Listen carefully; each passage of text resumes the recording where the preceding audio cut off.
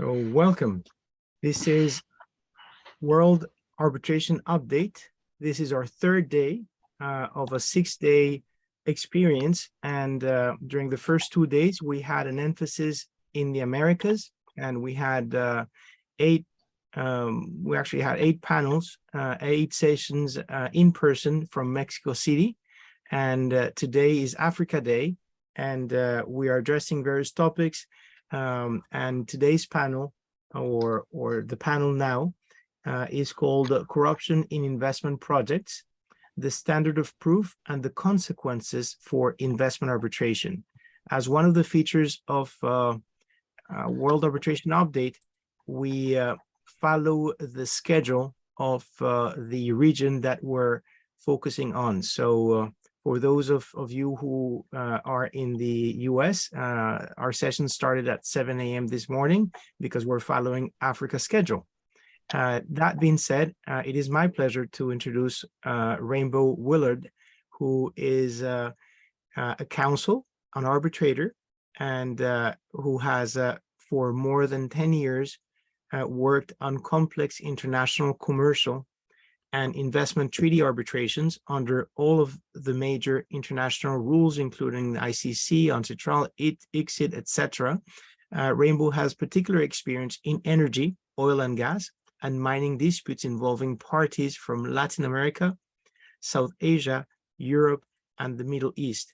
Prior to forming her own practice, Rainbow was counsel at leading international dispute boutique Chaffetz Lindsay in New York, and was a senior associate in the International Arbitration Group of Allen & Overy, practicing in London and New York.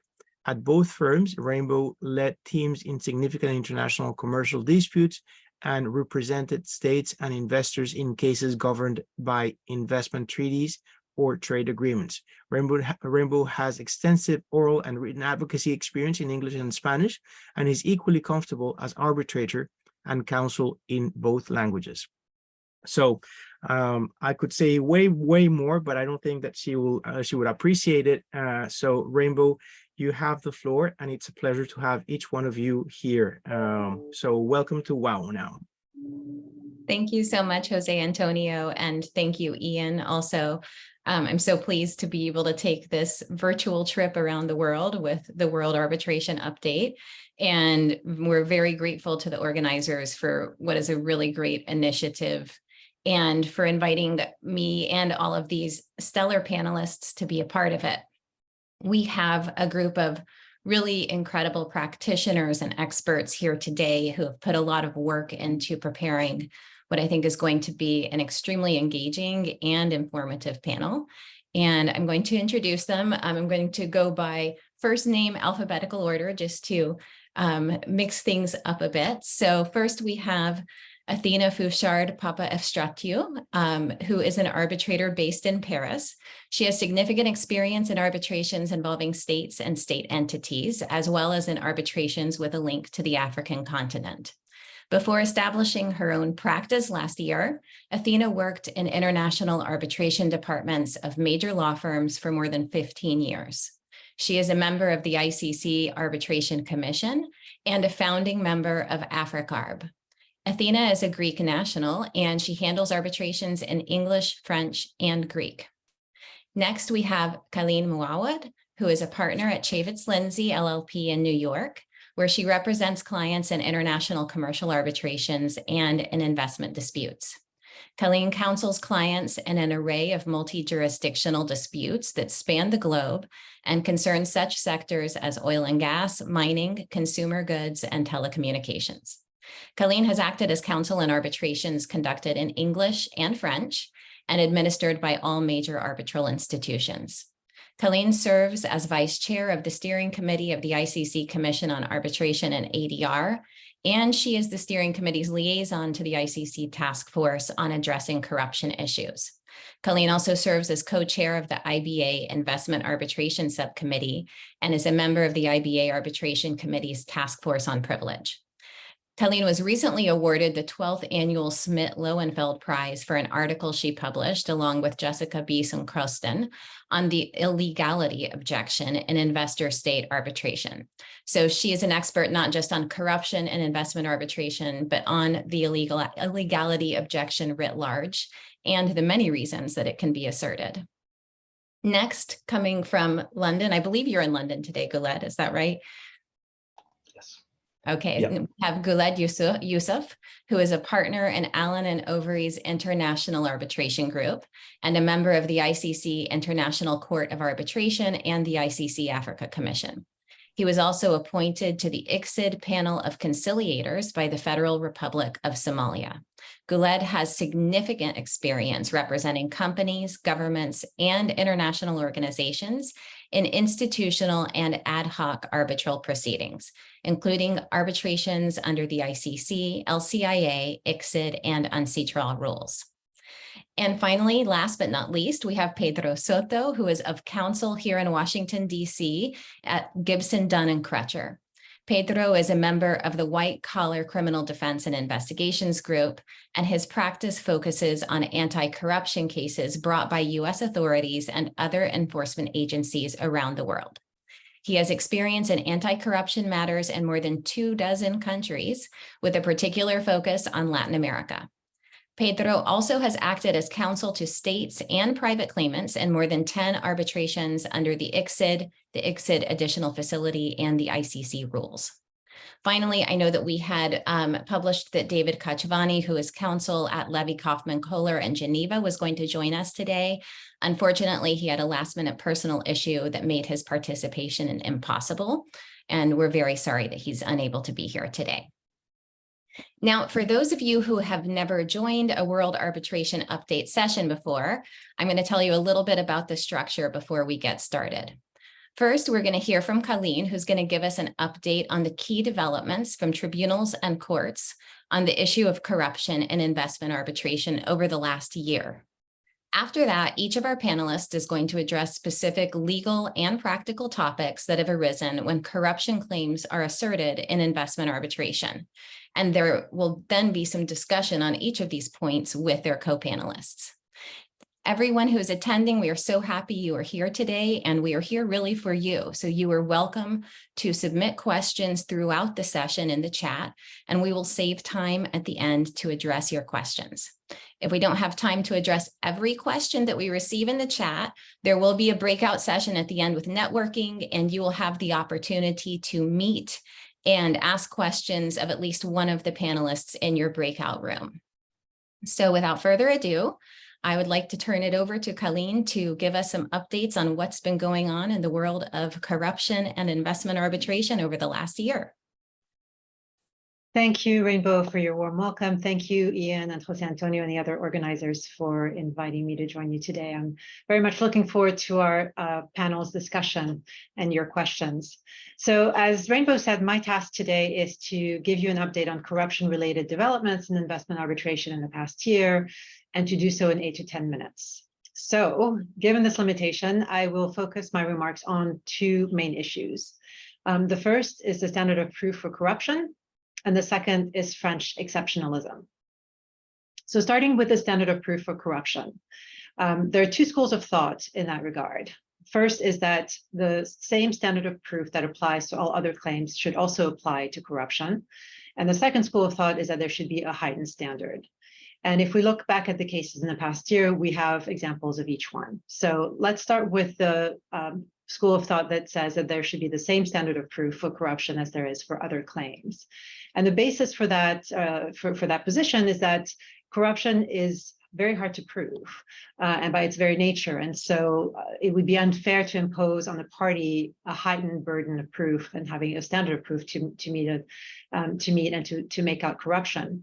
And this standard of proof takes on various formulations. Sometimes it's talked about as the balance of probabilities, reasonable certainty, personal conviction, preponderance of the evidence. There are various ways to say the same thing, but essentially it's that it's more likely than not that corruption happened, and that it's sort of the same standard of proof as to prove other claims. And we see this in one case where this plays out is the BSG Resources versus Guinea case, which technically is not a treaty case, but it does involve a state and is an exit arbitration. And I think it's quite helpful to illustrate this point. In that case, the claimants had argued that their mining rights had been revoked unlawfully because they refused to participate in a bribe and they refused to make a bribe payment.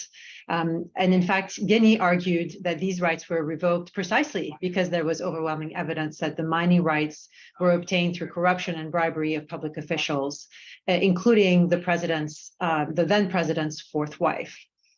The tribunal concluded that the claims were inadmissible because of corruption and influence peddling in the acquisition of the claimant's mining rights in Guinea.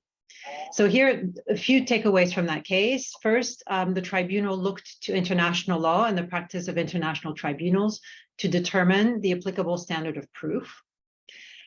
Second, it recognized that there are two schools of thought. And then before it actually then rejected the heightened standard of proof for corruption allegations, precisely because corruption itself is difficult to prove. And instead it applied reasonable certainty and intime conviction, personal conviction, and looked and also stated that corruption can be proven by circumstantial evidence or red flags. Interesting tidbit, the tribunal dealt with this as an objection to admissibility without discussion, actually, which is interesting since typically corruption in the making of the investment is usually treated as a jurisdictional question. And I think Gladys is probably going to address that in a bit. So I won't say much more than that at this point. So that's the first school of thought. Second school of thought, heightened standard. And the idea behind that is due to the gravity of the charge and the gravity of the consequences, basically the claim gets dismissed, there should be a heightened standard of proof. And oftentimes tribunals who adopt this philosophy or this approach will quote Judge Higgins' separate opinion in the oil platforms case, where she said that the graver the charge, the more confidence must there be in the evidence relied on. So it's this idea that because it's such a grave accusation with very serious consequences, it should be demonstrated to a heightened standard. Various formulations from tribunals. You'll hear clear and convincing evidence, the most rigorous level of proof, a high threshold, a need for solid and persuasive evidence. These are different ways of saying the same thing in terms of it requires a heightened standard. And one of the cases that illustrates this in the past year is a decision from July 2022 in MOL versus Croatia, where there were allegations that MOL had procured undue benefits by bribing the then Croatian prime minister, who incidentally was subsequently convicted on criminal charges for accepting bribes. The corruption allegation was rejected. And here, interestingly, if you compare it to BSG Resources, which was just a couple months before, the MOL tribunal didn't acknowledge that there were two schools of thoughts with respect to the standard of proof. Instead, it referred to the cases that adopted a high level of proof and then characterized this standard as having, quote, wide-ranging unanimity of approach. So it seemed to think that you would always apply a heightened standard to corruption allegations. And the way that it phrased it was that corruption must be established, quote, to an appreciably higher standard than a mere balance of probabilities. One interesting tidbit about that case, in addition, goes beyond the standard of proof, but also how to prove it. And the tribunal said that it would rely primarily on, quote, provable facts, but that it was open to resorting to inferences to fill any evidentiary gaps, only if the gap was unavoidable and the inference was compelling. So again, kind of reiterates this heightened standard that we want to be able to prove corruption to the extent we can't. We'll do inferences, but only if we have to, and only if the inference is compelling. Another point that the tribunal was very keen on was the causal link between the corrupt activities and the contractual agreements at issue. So it's not enough that there's evidence of some kind of bribery. It also needs to have been, to have induced the outcome of getting the contract. So there has to be a link from the corrupt act to the agreements at issue. So key takeaways from these cases for the past year, I would say there are two. One is The applicable standard of proof for corruption remains an open issue, despite what the MOL tribunal seemed to say. And I think it's still open, whether it's a regular standard of proof or the preponderance of the evidence standard is applied versus a heightened standard. And then the second point would be that the tribunals will look at circumstantial evidence and red flags when there is no direct evidence of corruption, but they'll insist on this causal link between the corrupt act and the contracts at issue. So that was my first point. Second point, as I'm running out of time, French exceptionalism. And this is in the context of court decisions on corruption and set-aside proceedings. I know Athena is going to touch on this at the end, so I'm just going to put down a marker for now and just sort of give you the highlights and the key takeaways. The cases I'm referring to here are mainly Bellicon versus Kyrgyzstan, Santullo versus Gabon, and Sorolek versus Libya, and which are all set-aside cases. I also drop a footnote to ABL versus Alstom, that saga, which there was a recent development in March of this year, but that was in the enforcement context. But I think bottom line is the underlying premise is that a French court has to assess the effect that upholding or enforcing an award may have on the French public order and international public policy. And if it would be contrary to French public policy, then the award should not be upheld or enforced. I think it's equally applicable in those two contexts. And so given this directive, it means that the French judge can do the following. It can make his or her own assessment of the corruption evidence that was presented to the tribunal. The French judge can reach different conclusions from the tribunal. So it's a de novo review of the corruption evidence that was presented in the arbitration. And beyond that, actually, the French judge can also consider post-award evidence in making his or her assessment. So evidence that was never presented to the tribunal. So that's I'll leave it at that. I'll just add one footnote about the Court of Cassation confirming that the applicable standard is the evidence has to be serious, precise, and consistent for corruption to be found. And I'll stop there and leave you hanging so we can resume the conversation when Athena takes the mic. Thank you very much. Thank you so much, Colleen, for meeting and exceeding what seemed like it was going to be an impossible challenge of giving us a very informative and comprehensive update of what has gone on over the past year. It seems like tribunals have really struggled with what to do with corruption claims in this context, and then courts have struggled with how to address what the tribunals are doing. And to give us some more information about some of the legal aspects of corruption claims that tribunals have struggled with and have addressed, we're going to go to Guled. So Guled, I'll turn it over to you. Thank you very much, Rainbow. And thank you very much to the organizers as well. It's really a pleasure to be here with my co-panelists. Just by way of overview, corruption, obviously, as Colleen briefly explained, raises complex issues of public policy, and specifically in the context of investment treaty claims, jurisdiction and admissibility, not least because by definition it involves an additional nexus between the investor and the state. Namely, the state's participation is implicit in the very nature of corruption. So generally the focus in investment treaty claims is on corrupt acts perpetrated by the investor, but it's important to be cognizant of the complicity of states in any alleged act of corruption. There are also competing values at play here. On the one hand, the desirability of giving effect to the public policy against enforcement of corrupt transactions, and on the other, the public policy of sustaining international arbitration agreements contained within investment treaties and ensuring the states are not able to profit from their own misconduct. So it's clear that transactions involving the corruption of public officials are a violation of international public policy. The international community has a direct interest in combating corruption at all levels. The seminal statement of this principle was made by Judge Lagergren in a 1963 ICC case in which he remarked that corruption is an international evil. It's contrary to good morals and to an international public policy common to the community of nations. So turning to one of the key questions that I'll be covering today, what are the consequences for the arbitration of the alleged corrupt acts taking place at the outset of the investment or when the investment was already operating? So I think against that background, we can move to consider those specific consequences. As I mentioned, there are two interconnected issues to grapple with here. The first is a temporal one. We need to address at one point in time the alleged corruption contaminates the investment. The second issue is an interpretive one. relating to the specific language of the treaty in question and whether there's a requirement that the investment is made in accordance with the laws of the host state. So the first situation that falls to be considered is where the relevant investment treaty specifies, as many do, that the investment should have been made in accordance with the laws and regulations of the host state, and the alleged corruption took place at the outset or establishment of the investment.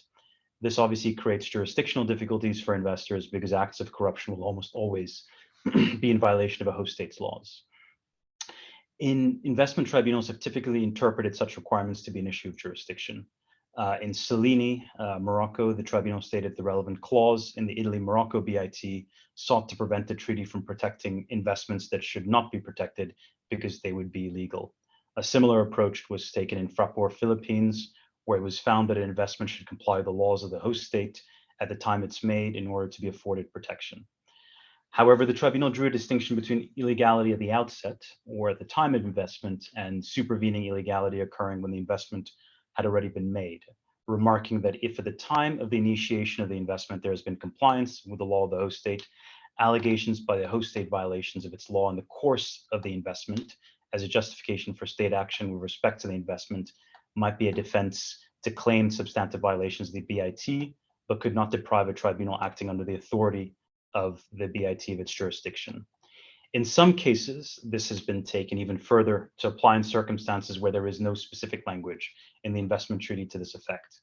So for example, in Hamisar, Ghana, where it was found that an investment will not be protected if it has been created in violation of national or international principles of good faith by way of corruption, fraud, or deceitful conduct, and that there are general principles that exist independently of specific language to this effect in the treaty. So the second situation is the one contemplated in Fraport, Philippines case, where the investment has been made lawfully, but supervening corruption has subsequently occurred. In UCOS, Russia, when considering allegations of bad faith and illegal conduct against the investor, the tribunal found that there was no compelling reason to deny altogether the right to invoke the treaty to any investor who has breached the law of the host state following the investment being made. If the investor acts illegally, the host state can, in the words of the tribunal, request it to correct its behavior and impose upon it sanctions available under domestic law, but it would undermine the purpose and object of the ECT to deny the investor the right to make its case before an arbitral tribunal based on the same alleged violations, the existence of which the investor seeks to dispute on the merits. So in this situation, therefore, where the corruption affects a lawfully established investment, it would seem that the tribunal nevertheless had jurisdiction over the claim and that the consequences of corruption are to be dealt with at the merits phase. So whilst the approach that I've just discussed has been adopted by investment tribunals based on sort of a strict interpretation, quite often the relevant investment treaty, treating corruption exclusively as an issue of jurisdiction has raised concerns among some commentators for the following reasons. First, the question of a tribunal's jurisdiction is solely concerned with the adjudicative power of the tribunal. This assessment seems unsuited for considering issues of international policy, such as corruption. Second, corruption that has occurred between an investor and a state does not automatically invalidate the state's consent to arbitrate under the relevant investment treaty due to the doctrine of separability. Some cases, such as Plama, Bulgaria, support this approach. So regardless of those concerns or criticisms, and regardless of whether corruption is considered an issue of jurisdiction or of admissibility, it almost always operates as an absolute bar to proceedings. If an investment is tainted by corruption, tribunals will be very unwilling to entertain the claims of investors on the merits of the case, regardless. So I'll now briefly turn to how investors and states approach the issue of corruption differently in framing their respective arguments. In practice, it's generally advantageous for states to assert that an investor has engaged in corrupt practices for jurisdictional reasons that I've already outlined. We're actually seeing an example of this in the enforcement proceedings at the moment between PNID and Nigeria. In that case, Nigeria alleges that the investor obtained the underlying contract by bribing Nigerian officials. Not just that, but that the investor also subsequently bribed Nigeria's legal counsel to ensure that the country would not contest the arbitration vigorously. The award rendered amounted to approximately $10 billion US. And if these corruption allegations are substantiated, the challenge to the award will likely succeed. This shows the significant incentives for states to substantiate corruption allegations against investors. States may also assert that the corruption investor deprives the tribunal of jurisdiction, either on the basis that the investor has come to the tribunal with unclean hands, or as we just discussed, because the investment was made by the investor was not made in accordance with the laws of the host state. Alternatively, states may contend that the investor's claim is inadmissible because it is founded on corruption and therefore contrary to international public policy. And finally, states may also attempt to bring counterclaims based on corruption against investors, but these are frankly unlikely to succeed. For a counterclaim to be brought, the claim must be within the jurisdiction of a tribunal or arbitral center, let's say in the case of ICSID, and it must arise directly out of the subject matter of the dispute. However, it's unlikely that founding jurisdiction for corruption based on counterclaims will run on the same issues as the primary claim brought by the investor. If the investment has been made illegally, there will be no investment, and the tribunal will therefore have no jurisdiction to hear the counterclaim, as was the case in as was discussed in Metaltech Uzbekistan. So finally, in circumstances where a state is engaged in corruption, investors may claim a breach of the FAC standard by example, particularly if they come to the tribunal with clean hands, so to speak, having not engaged in the corrupt practice.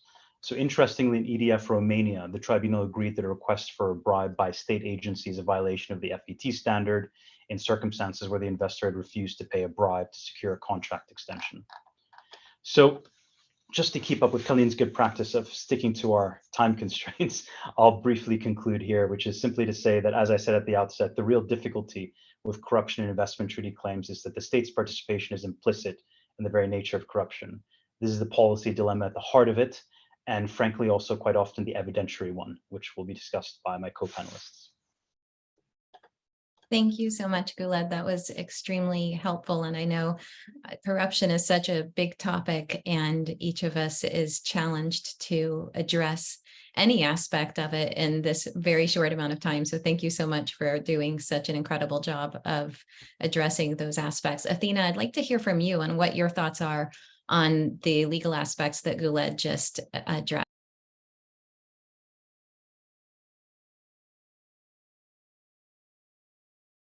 And Athena, I think you're still on mute.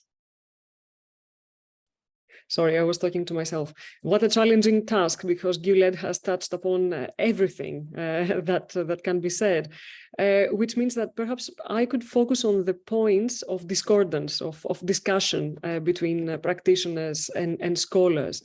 And there is this first general understanding that when an investment is procured by corruption, we will end up with a tribunal not exercising its jurisdiction. As Guled said, this can be by application of the legality clause of the BIT, and therefore the tribunal will have no jurisdiction because there will be no investment, no protected investment, or as certain tribunals have found in the absence of such a provision in the BIT, the claim will not be admissible because of a principle of public international law that, like nemo auditur or clean hands doctrine or something like that. There is the opposite view. There are scholars, Zachary Douglas is one of them, saying that the legality clause in BIT was not aimed at precluding situations whereby an investment was procured by corruption. The clause simply simply deals with the per se legality of investment. For example, if the national law does not allow an investment in a specific industry because of national content obligations or something like that, this investment is not protected by the BIT. It's not a cover-all, every kind of significant illegality or non-significant illegality leads to a jurisdictional obstacle. So this is one thing to keep in mind. And the other element two more elements. The second element that I would like to note is the difficulty that arbitrators will face in how to deal with corruption, which has taken place at some point in the life of the investment and not at the beginning thereof. And what we see when we look at commercial law of the state is that there is no clear trend that different commercial laws, different national laws deal with the effect of corruption in different ways.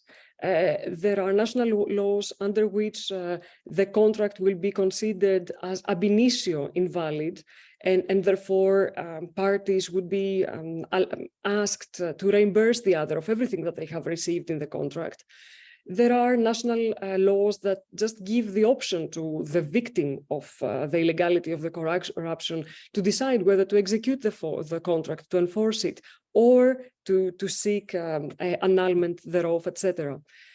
And it's not certain that we have an international standard, because we can follow national law when we apply a national law, when the dispute against the state arises out of a contract. When it does not, and it arises out of a BIT, it is a big discussion as to what should the tribunal do. Should it focus on contributory faults and reduce damages? Should it consider that the contractual relationship, if such a relationship exists, is void, and therefore order restitution? That is the other point. It is actually very difficult in practice in such situations. And the last point that I wanted to make, and we can discuss further, is this what actually Gillette mentioned it, the point raised by the EDF against Romania tribunal that said that in order to base a claim against the state on the request of corruption by the state, a state seeking to be paid a bribery, the investor has also to prove that the state sought the bribery acting in some sort of official capacity. This is what the EDF against Romania tribunal said. The World Duty Free against Kenya tribunal said the same thing. And this is, if it is applied generally, and thankfully it's not applied generally, it's an awfully difficult standard to apply. If the state acts in its official capacity, well, there is no corruption. And if it does not, well, it's not attributable to the state, which kind of leaves the investor between a rock and a hard place. And yeah, just so as to say that this kind of condition does not appear in the articles on the responsibility of states for international wrongful acts. Well, happy to discuss further other questions, but it's really a huge topic.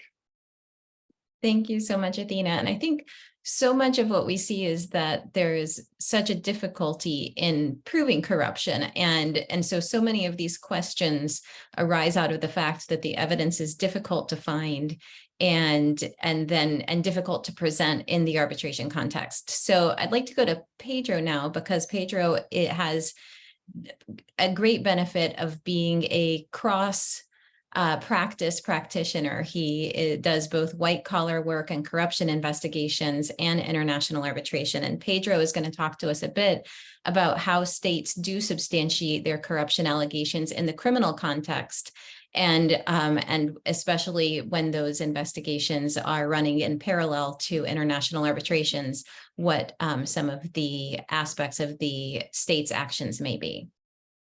Thank you, Rainbow, and good morning, good afternoon, everybody. First, my deep appreciation to the organizers for the invitation. It really is a pleasure to be here with these great co-panelists. A bit of housekeeping, and I suppose it goes without saying, but I'm a lawyer. I'll say it anyway.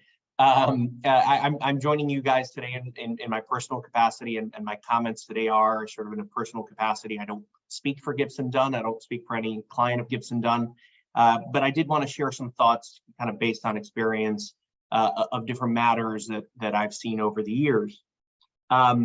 Sort of my perspective, as Rainbow was saying, and coming into this, I've worked on international arbitrations, probably 10 or 12 of them over the years, investor state cases, both on behalf of claimants and on behalf of sovereign states, and also commercial arbitration cases.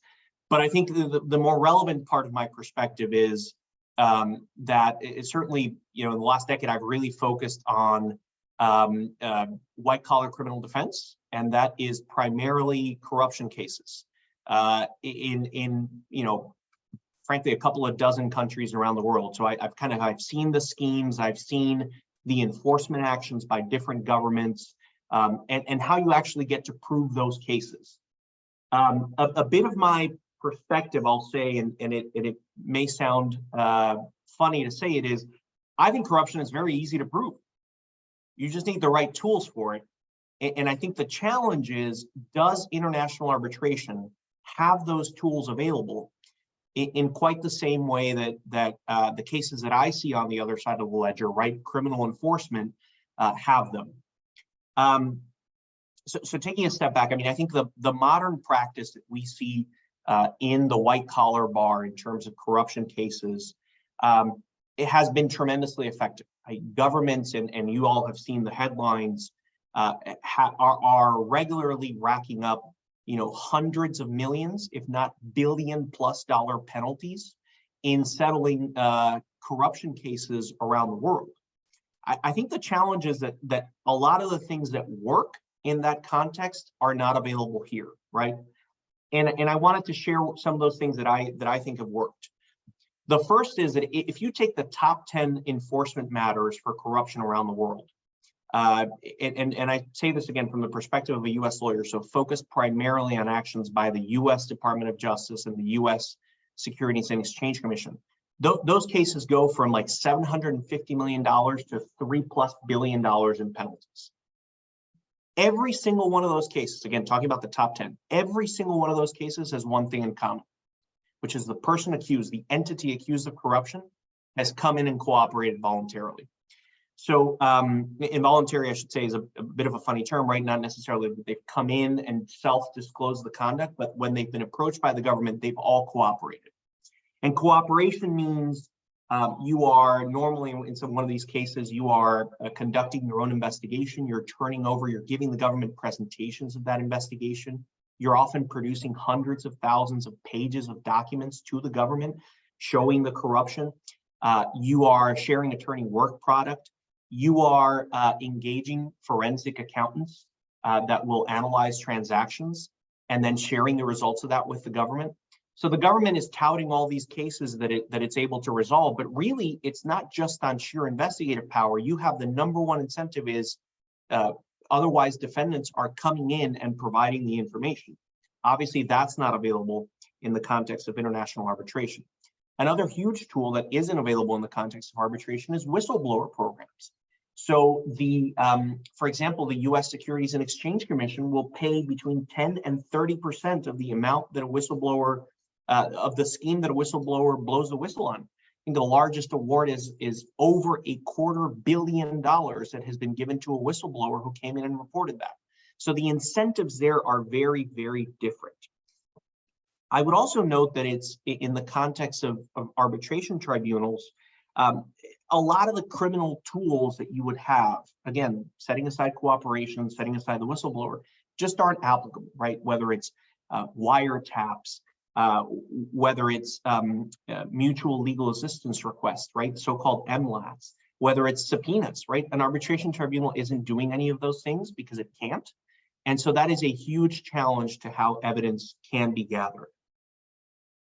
But I wanted to touch on one sort of wrinkle that I think is even more interesting, which is we often talk about the claimants who have engaged in corruption, right? If you bribe someone to get that concession, if you bribe someone to get that license or to get that deal, I think the image there is relatively clear for all of us in our heads. But I think a more difficult scenario from an evidence perspective is what happens when the claimant is alleging that the state has acted wrongfully. Because there, obviously, the state has some tools. It can rely on its law enforcement apparatus. It can wiretap phones. It can pull account records. It can go to banks and get that information, at least domestically. Claimants don't have that. And so I think a huge challenge is what happens in a situation, and I've seen it in some of my matters, where the private claimant is affirming that the state has tried to extort them in some way and the claimant has refused, right? Because otherwise it'd be bribery, but that the state has tried to extort them in some way. And the challenge is, the claimant may file a local request for an investigation with the local authorities, but there is a perverse incentive for states not to act on those investigations, not to find the wrongful conduct, because if it did, it would severely hurt its chances in an arbitration proceeding. The kind of a couple of additional brief observations here is there are other challenges when it comes to evidence that in the sort of the criminal enforcement world we see. The first is that over 90% of the criminal actions that have been resolved in the US under the foreign bribery laws have involved misconduct by third parties. In other words, it wasn't the company necessarily, but they hired a consultant that went out and did the deed, if you will. That is obviously quite a challenging position for a tribunal to be in, because it's not even the parties in front of it that are necessarily going to have all the evidence and documentation, but rather you're getting into the world of third parties. And I think, frankly, tribunals have a very difficult hand there because they're just very limited in what they can do. The other comment I'll make, again, in the spirit of wrapping things up here with time, is there are countries where this is a lot harder, right? So even if you have international legal cooperation, and by the way, this happens all the time. The UK cooperates tremendously with the US. The French authorities, the German authorities, the Brazilian authorities are all very good by this point at investigating these matters. Even if you have that cooperation, there are other countries that are just harder, right? Switzerland famously refused for forever to provide banking records on account of privacy laws. So again, it's the kind of thing that makes finding corruption a lot harder, particularly if you're an international tribunal that doesn't have these tools. The final point I'll make, and just in the spirit of a thought discussion here, is what do you do in a case in which a state with access to its resources, with access to wiretaps and subpoenas and bank records and everything, at least within its own jurisdiction, claims that it's found that it has corruption, that it's found corruption by the claimant, and then swings and misses, right? And I'm thinking of a matter where a state presented, heaps of wiretap records, and the wiretap records didn't prove the evidence. Should that move the tribunal to say, look, if you come in and you allege corruption and you swing and you miss, should that itself kind of move the needle from an evidentiary perspective to really believe that corruption did or didn't happen? With that, I apologize. I know it's a bit of a whirlwind so quickly, but just some thoughts on where I see some of those issues. Thank you so much, Pedro. That was super interesting, and I think extremely helpful to our audience, because we don't get the opportunity to hear from people who are seeing this from the criminal and regulatory enforcement side on a very regular basis. Guled, I'd like to turn to you to hear what you have to say about Pedro's thoughts from the international arbitration perspective. Thank you, Rainbow. Thank you, Pedro. I guess two thoughts come to mind. I mean, one of them, as Pedro very clearly sort of explored the tools that are available in investigations or proceedings domestically in the US in particular. And for me, what sort of stood out, I guess, is some of the authorities or government bodies that he referred to, whether it's the DOJ or the SEC, and the sort of police powers that are available to them for the purpose of investigation or collecting evidence. And the fact that sort of voluntary cooperation occurs that often, I think, speaks to those powers, which can't easily be obviously replicated by international tribunals. The other point, which I think is worth drawing some attention to, is sort of the gateway or threshold issue around corruption allegations, which is whether or not a state, for example, brings it as a defense at all before we even get to the topic of evidence, right? And that question itself is a very complicated one. What if it's the same administration that accepted the bribe? Will it bring it up as a defense? What if it's different sort of government bodies, one to actually defend the state in the relevant proceedings, and another one that was involved in the inception of the investment itself? And so a lot of these questions do come up in the early stages, and I'm sure there are perhaps more instances in investment treaty arbitration where corruption could be raised as a valid defense, where for one reason or another, out of expediency, it's decided not to, actually. And instead, a decision is made to bring other jurisdictional objections or objections based on the merits. So I find that it's often complicated, whether it's the gateway issue, whether or not to bring up the defense, or even bringing forward the evidence, as Pedro mentioned. There are sort of interested parties that might affect the state's ability to bring that forward.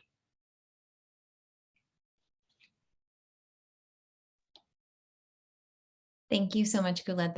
It's all very interesting. And Athena, I'm going to go to you now. We have touched on so many different aspects of corruption claims today, from the differing standards of proof that have been applied to whether, depending on the evidence and when the corrupt acts occurred, whether it impacts jurisdiction or the merits. And so I'd like to hear from you on the types of takeaways that we have. What are the best practices that an arbitral tribunal can apply when they are addressing corruption claims?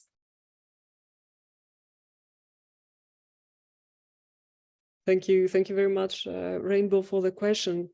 Again, there are many, there is quite a lot to discuss in terms of best practices, depending on which aspect of the arbitration we look at. What is certain is that arbitrators have to have corruption somewhere in the back of their minds, and have to be aware of the evolving standard as to what is corruption. Of course, corruption today is fought in every place globally, but there is still, perhaps there are still some gray areas, for example, with regard to the difference between trading in influence and lobbying, which is relevant for arbitrators to know. Just to be mentioned, given that we are discussing about, we have an Africa focus today, that the African Union Convention on Preventing and Combating Corruption has been ratified by practically the totality of African states. Another point that tribunals should take into account is that there is help out there. There are conventions, but also there are checklists by several institutions as to red flags, as to what the tribunal, what should raise the eyebrows of the tribunal, what should bring the tribunal's attention to the fact that there may be some sort of corruption or fraud in the case at hand. And there are various checklists. The ICC has published such rules on combating corruption. There is the very famous Lord Wolf report on business ethics. The Basel Institute on Governance has also provided a toolkit for arbitrators with such a red flag list. But we, at the same time, as arbitrators, we need to keep into account that red flags have been developed in a content of due diligence and processes that enterprises should put in action in order to combat corruption. They do not necessarily they are not decisive when it comes to burden of proof and proving corruption. And there is something that is noteworthy that I wanted to raise with you, is that with regard to something that is a red flag, a decision of a state to grant the concession without proceeding through a bidding process.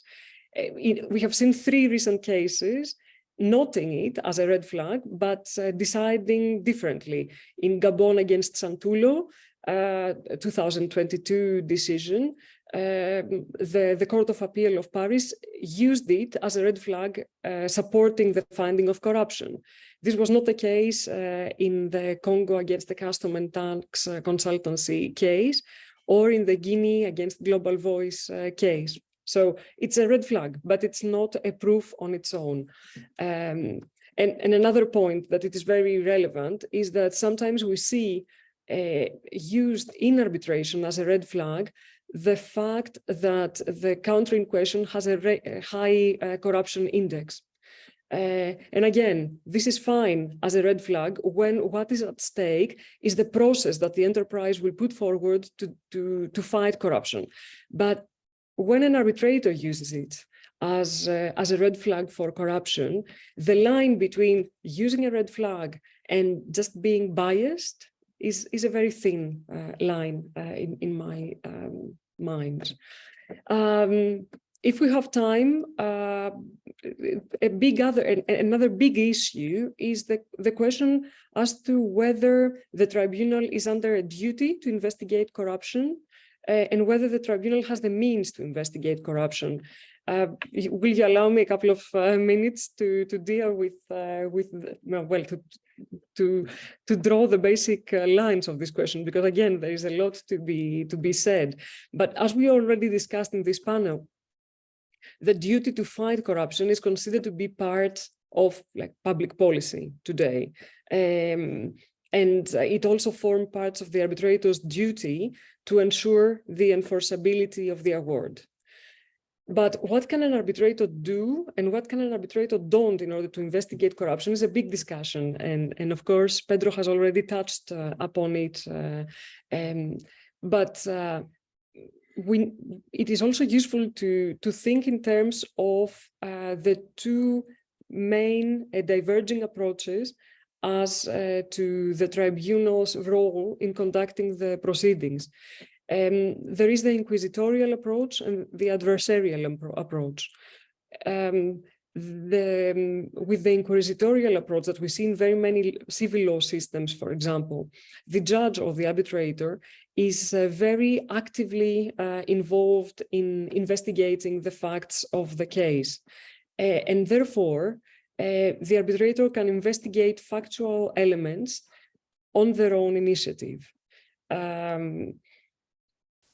On the other hand, many common law countries follow a mostly adversarial approach, which focuses on the party autonomy, and according to which the parties are the players who should bring the necessary evidence. What the tribunal can do or cannot do is also a matter of who will be the judge controlling the decision of the tribunal. If the controlling judge follows an adversarial approach, the tribunal has some possibility to investigate corruption, provided that at least one party has alleged it. And therefore, there are adverse inferences that the tribunal can take. The tribunal can also play with the evidential burden of proof, etc. If the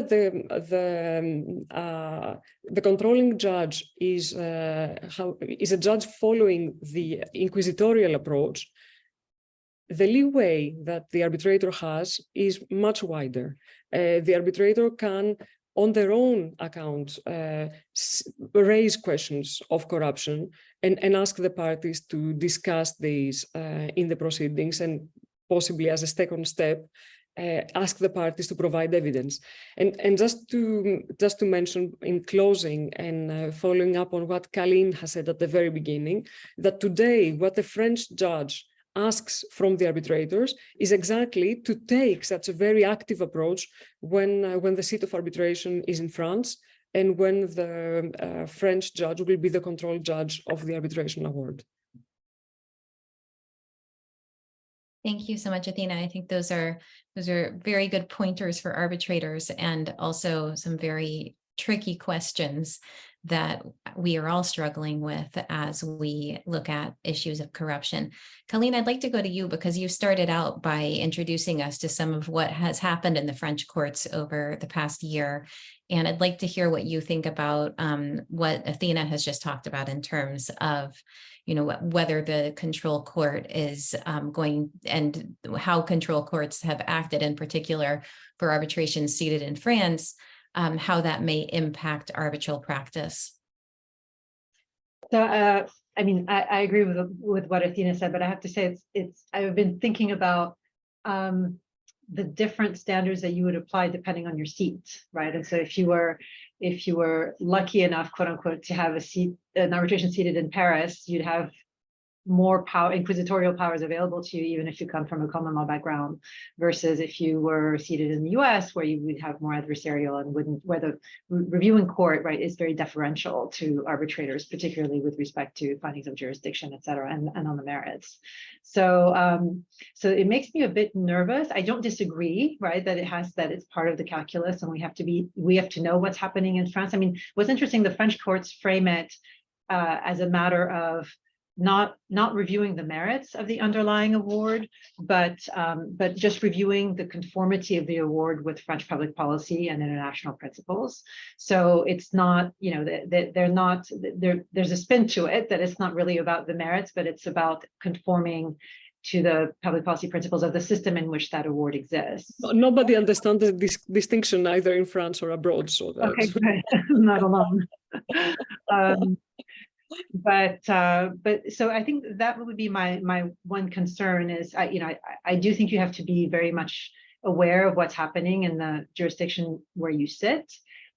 Just the logical conclusion makes me a bit nervous that there wouldn't be a uniform standard, and perhaps, you know, that's part of what the task force of the SEC is trying to figure out, if there is a recommendation of approach for tribunals that transcends civil law and common law. And I think, you know, the Basel Toolkit and some of the other things that we've seen is this attempt to have a common approach to these kinds of questions. It'd be interesting to see what's, you know, whether any of this will catch on in some of the other civil law jurisdictions in terms of empowering the judges to review corruption evidence, particularly post-award corruption evidence. So I'll leave it at that. I would just want to make one quick comment on the due diligence point that Athena raised in terms of the red flags evolving in the context of due diligence. That was something that we found interesting in writing this paper on the illegality objection, which was everything short of corruption, where you see there are cases where the due diligence standard to which the investor is held varies, right? There's a strict liability kind of standard. So, you know, you're held to, you were supposed to have done your due diligence, and if somehow you were also duped into making the investment, well, that's too bad. You're strictly liable anyway, and you know, you have a strict duty of due diligence. Others will have varying degrees of due diligence that's required, and will kind of weigh it and decide, well, you know, you did enough, you didn't do enough, you know, you saw this one, but you didn't see this flag, and then some, there's one or two cases that say that there doesn't even look at due diligence as one of the requirements in terms of assessing whether the investment was made legally or illegally. So anyway, that was just a footnote picking up on what you said, Athena, about red flags and due diligence, and that it does come back in the context of this duty of due diligence that some tribunals have held investors to. Can I just mention one thing on the fact that effectively the very recent French approach, allowing the control judge, the Court of Appeal, to hear for the first time allegations of corruption and investigate these allegations for the first time, allegations that have not been heard from the tribunal, which is the Sorelec case that Colleen mentioned, is highly criticized in the market. Not by everyone, of course. It is a controversial issue, but it's not something that everyone looks at business as usual. That's fine. It's a good development necessarily. Pedro, what are your thoughts on these issues from the world of criminal and regulatory enforcement?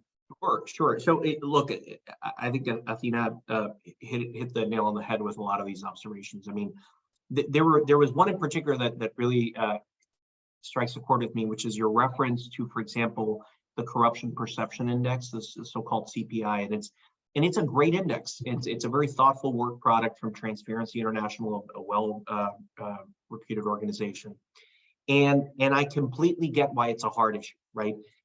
I think it provides invaluable context, but it can also become kind of a tool of prejudice or bias to just say, well, you know, or it can be even lazy to say, well, look, investment in country X automatically must be tainted by. That being said, in our kind of criminal enforcement practice, it is an important tool of reference.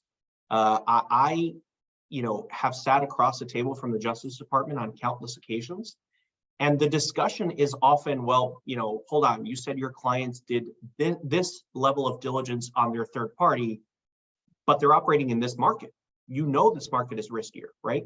And so there's a certain element where I get the possibility that it's used improperly or as a lazy shortcut or something, but it's also a reality of the world. And I think it almost feels like, to borrow the US legal standard of willful blindness, right? It almost feels like willfully blind of an arbitrator not to take into account that there are certain markets where, unfortunately, you know, corruption is so institutionalized that it feels to me like that they should take into account that an investment in X sector in X country should probably get a closer look as to whether everything was done above board or not. And again, I get that it's a very hard issue, but I think Athena, that tool that you identified is an exceptionally helpful tool that arbitrators could use as a reference point, not a decisive issue, but a reference point.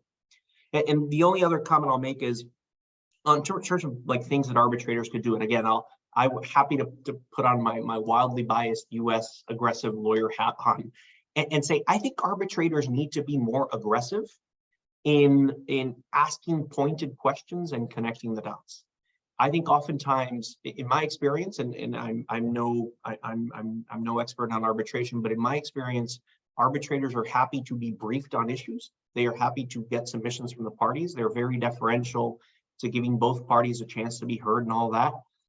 But they don't often ask the really harder questions of connecting the dots. You know, a matter comes to mind where there are several government officials that are now under arrest. And they're under arrest in a fact pattern that is strikingly similar to what the claimants have raised. And I would love to see the arbitrator sit down and just say to that particular respondent, help me out here. You know, you say there's no corruption, but this person's under arrest, this person's under arrest, this person's under arrest. And to, you know, to give it my US phrase, make it make sense for me. And I think putting parties, whether it's a claimant or a respondent, putting them in that hot seat to make them explain it, I think I think that's a better approach. And so I would encourage arbitrators to, you know, to borrow the old phrase, connect the dots, to try to do that exercise, not just sit back and wait for submissions, but a little bit of cross-examination themselves, where they say, make it make sense, because I'm seeing all these red flags, and I want you guys to answer it directly for me. So.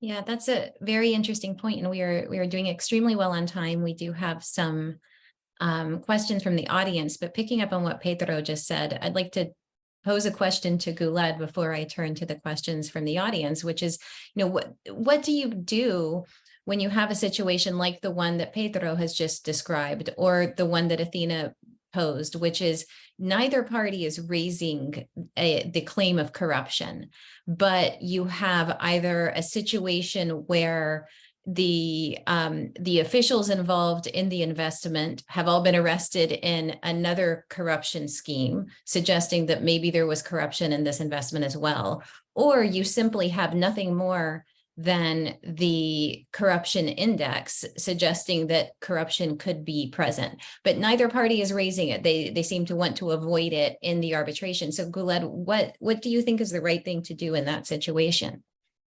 Yeah, I mean, I think just one quick point, I guess, on the index itself. I think Pedro put it well, that it makes sense to look at it as part of a sort of a multifactorial test or assessment.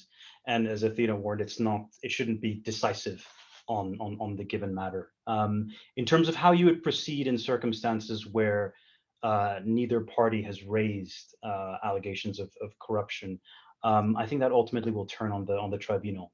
Tribunals have to be satisfied of their own jurisdiction in proceedings. If they have good reasons to believe that there was a risk of corruption at the time of investment, and therefore that they may not have jurisdiction over the relevant dispute, they should, at their own initiation, look into the matter and raise the matter, because it's simply not feasible for tribunals to turn their eyes away from the possibility that they don't have jurisdiction over a given dispute. And I think that's sort of where, as Pedro mentioned, some of the courage for a given tribunal really has to come up. And I know that, unfortunately, speaking frankly, can be a bit complicated sometimes, where we have a system that's dependent on repeat appointments. And so therefore you don't always, you find arbitrators maybe in certain circumstances hesitant to shake the tree a little bit. You can imagine this is probably one of the arguments that people make for a more permanent institution to assess investment treaty claims. But I think it's absolutely fundamental that that's looked into in such circumstances. Yeah, that's very true. And I'm going to pose another question for anyone who wants to answer it, which is, what do you do when there is evidence of corruption that was not at the outset, but has arisen during the course of the investment. Is that a red flag that corruption could have occurred also at the outset, or how else might that impact the investment in an arbitration? And then also, we have seen tribunals like the one in Petro Bangla, where they found that a bribe had been paid at the outset of the investment, but that no benefit had inured to the investor, and as a result, they determined that they did have jurisdiction. So I guess my question to the panelists is, what do you do in those situations based on the most recent developments that we've seen in France and otherwise? If I may, I'll just comment on the last one, because it does echo what we saw in ML versus Croatia, which is this having to link from, you proposed a bribe, you investor bribed X official successfully in order to get in return a benefit, which you did in fact receive because of the bribe, right? That's the narrative. And so I could see, if you followed that kind of heightened standard and analysis, saying, well, you weren't successful in your bribe, so there's no completion of the corrupt act. And so if you followed that line of thinking, then I think you'd have to say, well, then there was no corruption and there's no bar to jurisdiction. Whether or not that's right, we can debate that, but it certainly sounded to me a lot like this heightened causal link chain that MLL requires. So if I can just offer a brief comment on that one, it's interesting because at least under U.S. law, and again, U.S. lawyer hat here on, but under U.S. law, particularly the Foreign Corrupt Practices Act, which is the law that governs bribery of non-U.S. government officials, an offer or a promise to pay, whether or not you pay, is considered a bribe. A payment, an offer or a promise to pay, whether or not you receive what you bargained for, is still a bribe under U.S. law. So I think, again, from my kind of non-arbitration corruption practitioner perspective, anti-corruption practitioner, I should say, anti-corruption practitioner perspective, to me, that's a bribe, right? If you go to a government official and you promise that, because we see this all the time, right? You see a scenario where someone will approach a public procurement officer at Ministry of whatever and say, if you get me this contract, I will get you X. If I'm awarded, I'll cut you back 10%. That mere promise or offer that you will pay in the event that you're actually granted that contract is a bribe. So I get how that's different perhaps in the arbitration universe, but wanted to share on the US perspective. Yeah. Athena, go ahead. Yes, I would also like to comment on that. I mean, the particularity with that case that Colleen mentioned is that it's a recent case, but is applying the standard.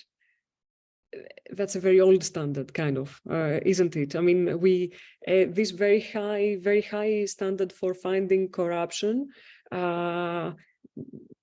we no longer see it, and I mean, the tribunals now seek more to investigate the cases.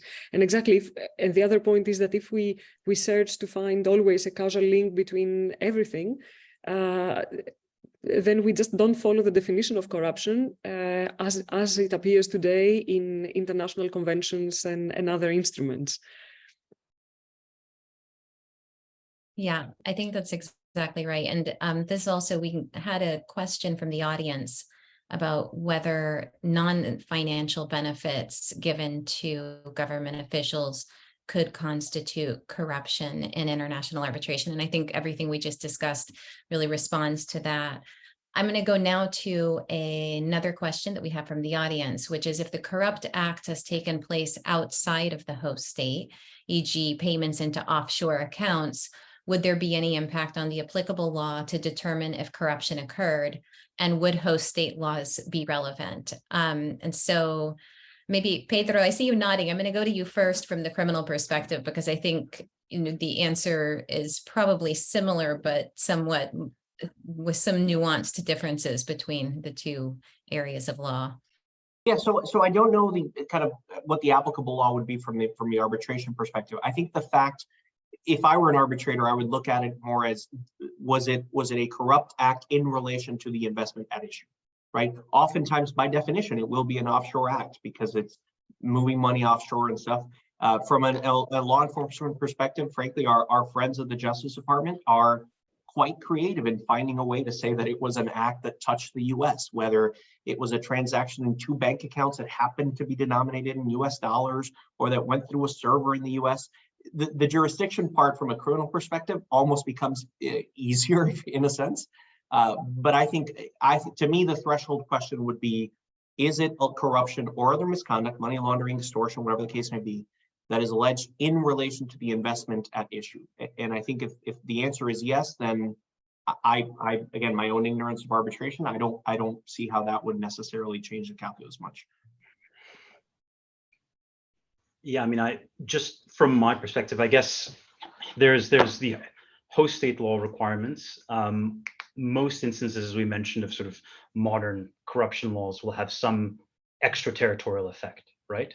So, for example, under the UK Bribery Act, sort of bribery or corruption that takes place by anyone linked to the UK, whether it's a resident or national, and it's against sort of foreign officials, will be captured as well, because naturally these schemes are organized in a very convoluted and often extraterritorial manner. But even, let's say for a moment that the relevance of local laws and regulations don't capture such conduct. As I mentioned earlier, it's not simply in cases where there's been a requirement to comply with local laws and regulations that corruption is found to deprive the tribunal of jurisdiction. There is also reliance on more general principles of good faith and otherwise. So it hasn't necessarily always been the case that it's been a reliance on express treaty language. So that would certainly cut across it as well. That makes sense. And we have a comment about the fact that there's not a widely accepted definition of corruption in international treaties. Athena, maybe I'd like to go to you because you spoke a little bit about where tribunals may look to find both guidance on the definition of corruption and on red flags. Where do you think tribunals should look for this definition? And is there a good definition that works across international arbitration and in particular across investment arbitration? Yes, I mean, in investment arbitration, the question as to what law would apply to the existence or not of corruption is not linked necessarily with the host state law. I mean, the tribunal will look beyond what the host state law provides as to what is corruption, and can look in international instruments. This is what I have mentioned, not necessarily international instruments defining corruption themselves, but also instruments providing assistance to arbitrators and parties and companies with regard to what kind of practices are to be considered as corrupt practices. I don't think that an arbitrator will specifically refer to only one convention. It would rather, she or he would rather look at more than one instruments in that regard. Yeah, I think that's right. I mean, it's going to depend on the treaty that is governing the dispute, as well as many other factors, what a tribunal is going to look at in that situation. I don't know if anyone else wants to add anything on that, but otherwise I think we have made very good time here today. So let me just see, do any of the co-panelists have anything they'd like to add? Hearing nothing and seeing no hands.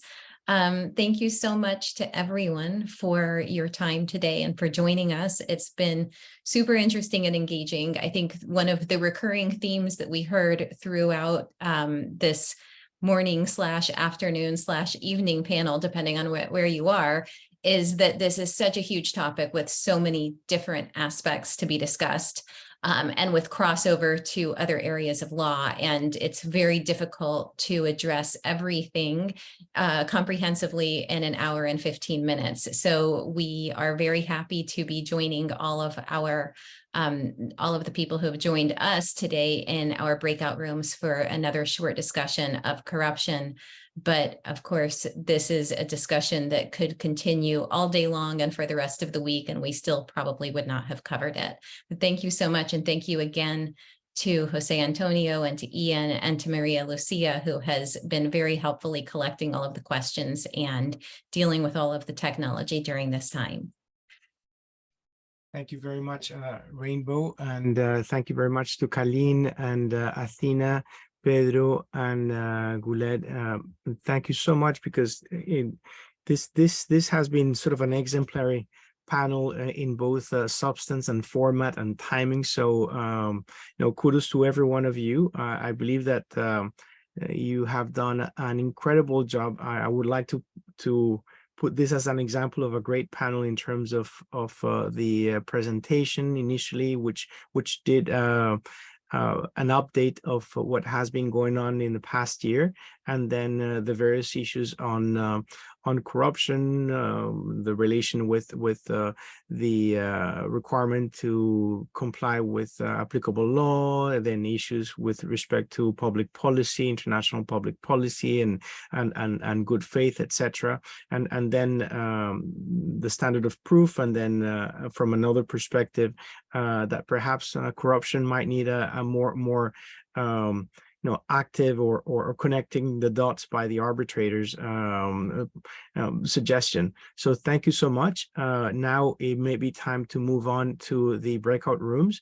We have time to do that. We would love you to stay on. For those that may be interested, Maria Lucia will send us to the breakout rooms, and then there's no obligation to talk about anything substantive in the breakout rooms. We offer that space because, of course, we are in the world, and people are maybe in Africa, maybe in the States, they may be in the Americas, etc., or in Asia, and it's a way to connect with the rest of the world.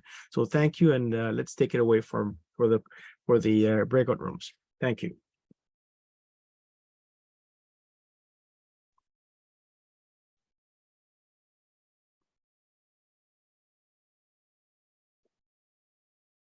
And thank you, Rainbow, for moderating. It was you ran a timely, tight ship. Thank you. I didn't mean to cut anyone off. But you all No. It's thank you so much. it can be herding cats with a bunch of lawyers speaking. So thank you.